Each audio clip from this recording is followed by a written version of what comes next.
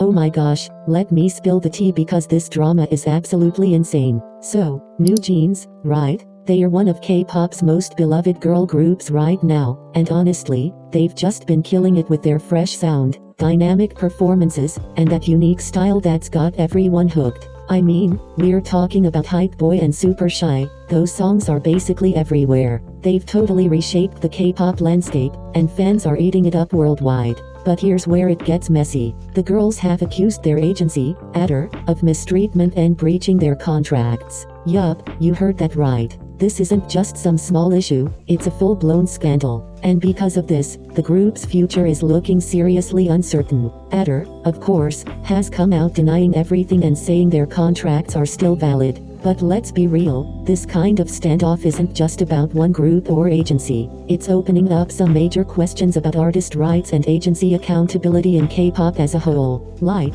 this could change everything. And get this, on November 29th, the girls held an emergency press conference. So dramatic, right? And they dropped a bombshell. They are all unilaterally terminating their contracts with t-ara. Every single one. They are saying that t-ara breached the contract first, so they are completely within their rights to leave. Of course, everyone's side-eyeing this and going, wait, what about Minhyejin? Because, let's face it, she's at the center of all this drama. But the girls are out here saying they've never even met her and are doing all this on their own free will.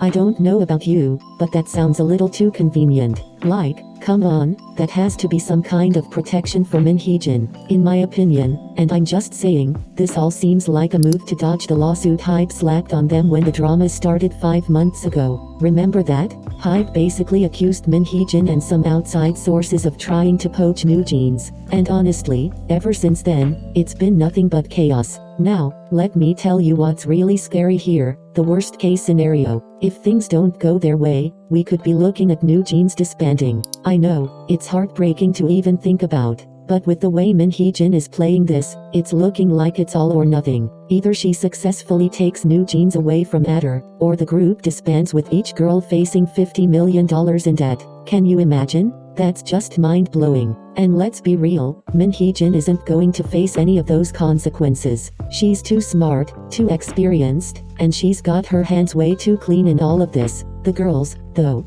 they are being so smart about this. They've been making sure to fulfill all their other ongoing contracts, CF deals, ads, collaborations, you name it. And that's genius because it means Hybe can't really sue them for not holding up their end of the bargain. It's like they are tying up all the loose ends just in case things don't go their way. Honestly, it's such a strategic move, and I've got to give them credit for that. It's clear they are trying to minimize the financial fallout if everything goes south. Alright, so here's where things start getting really interesting, and let me tell you, I actually think newjeans has a real shot at winning this, and if you know K-pop, you know this kind of thing doesn't happen often, but hear me out on why I think they've got a good chance. First of all, let's talk about Minhyejin. This woman is a powerhouse. She's been in the industry since the days of SHINee, and they debuted all the way back in 2008. Not only that, but she played a huge role in forming girls' generation. Like, we're talking about one of the most iconic second-gen girl groups of all time here.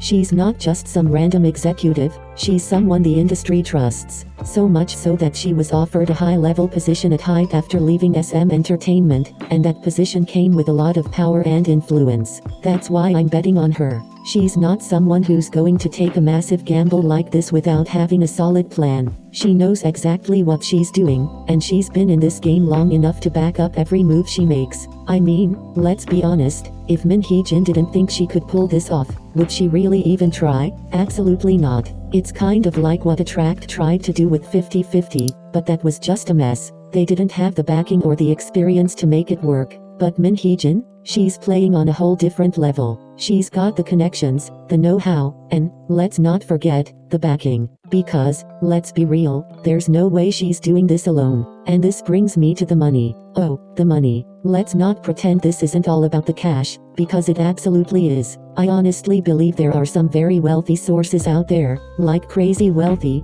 who are willing to invest in newjeans. Why else would the $500 million penalty fee these girls are facing not even seem like a big deal? Someone out there has $1 billion, and they are ready to spend it to steal newjeans from Adder. Think about it, Hybe lost $500 million in stock equity just from the girls leaving Adder. That's insane. And if that doesn't scream high stakes, I don't know what does. Now, of course, I've got to say this is all alleged, but let's be real, if you don't think someone is trying to snatch newjeans, you're being a little naive. Min Hee-jin might be influential, but even she doesn't have the personal wealth to pull this off alone. This is a huge, expensive operation, and there's no way it's happening without some serious financial backing. And what's Hybe doing in all of this? Well, they are claiming the girls haven't officially terminated their contracts and that they are still obligated to whatever Adder wants. Classic move, right? They are also saying they were blindsided by the girls' actions and want them to come in for a talk. But come on, we all know what that really is. Hybe is being strategic here. They are trying to box newjeans into a corner. By offering to talk, they are positioning themselves as the reasonable ones, while subtly undermining the girls' credibility. Think about it, if newjeans is seen as a group that constantly breaks contracts, who's going to want to sign them? No one. This is why the girls were so careful at the press conference. They made it crystal clear that they are abiding by all their other contracts, just not the one with Adder. It's a smart move to protect their reputation, but at the same time, does it really mean much in the grand scheme of things? I'm not so sure. Now, maybe I'm exaggerating a little bit here, but this is about to go down. I'm calling it. There's a 3 out of 5 chance that the girls are going to win and a 2 out of 5 chance that Hybe is going to come out on top. It's a close call, but I'm leaning toward newjeans. Why? Because they are not just fighting for themselves, they are fighting to set a new precedent in K-pop. And honestly, I'm here for it. Let the chaos unfold. Alright, let me break this down because this part of the story is where things get really complicated, and honestly, a little wild. Even though I think newjeans is going to win this battle, I can't lie, I have no idea how they are actually going to pull it off.